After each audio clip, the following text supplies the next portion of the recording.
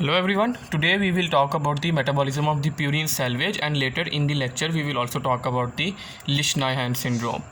Okay, now first we need to know about what is salvage. What is meant by salvage? Salvaging or the purine salvage is a pathway by which the nucleotides that are present on either in the cells or present in the diet, they are obtained from these two sources. They can either be obtained from cell turnover. When the cells die, they release their nucleic acid, and these nucleic acids are taken up by a process which is called the purine salvage, or the diet we take.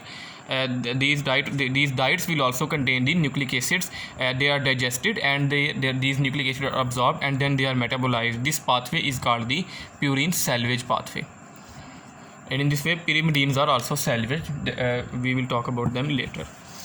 Okay, now first of all, let's suppose that here we have the hypoxanthine. Hypoxanthine is a nitrogenous base that can be either obtained from cell turnover or it is present in the diet. Now this hypoxanthine need to be converted into inosine monophosphate. The pathway by which this hypoxanthine is converted into inosine monophosphate, this pathway is called the purine salvage.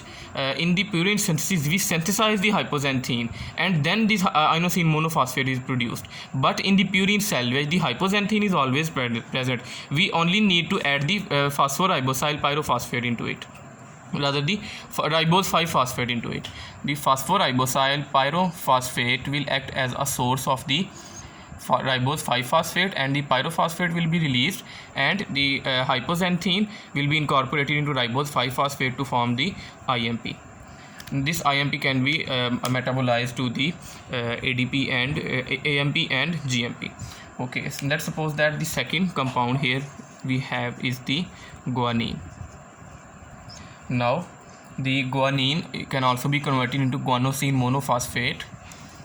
The pathway by which the guanine is converted into guanosine monophosphate involves again the phosphoribosyl pyrophosphate, and phosphoribosyl pyrophosphate will come release the ribose 5-phosphate, which will attack on the guanine, and the guanosine monophosphate is formed, and the pyrophosphate compound is released.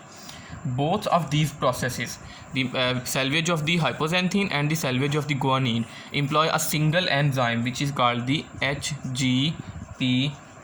It is meant by hypoxanthine guanine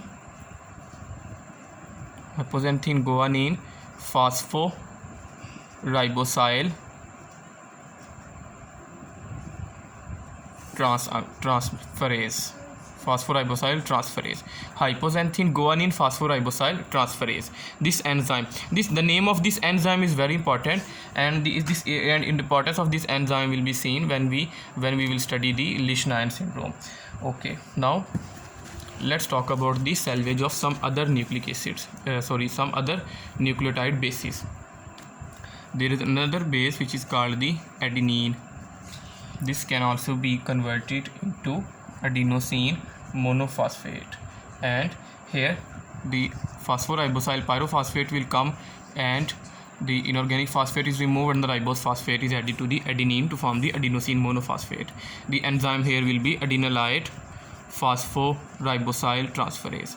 Okay, now a single nucleoside is formed by the addition of formed by the combination of a ribose sugar and a nitrogenous base.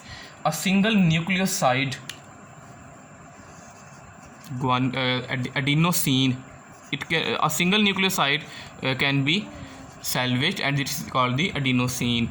Now here in the adenosine structure we have the adenine nitrogenous base and the ribose sugar. We only need a phosphate group, so here we will add only phosphate, and the phosphorylation will be carried out by an enzyme called the adenylate kinase.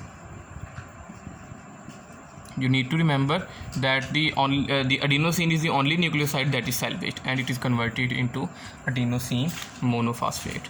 Now let's talk about the Lesch-Nyhan syndrome.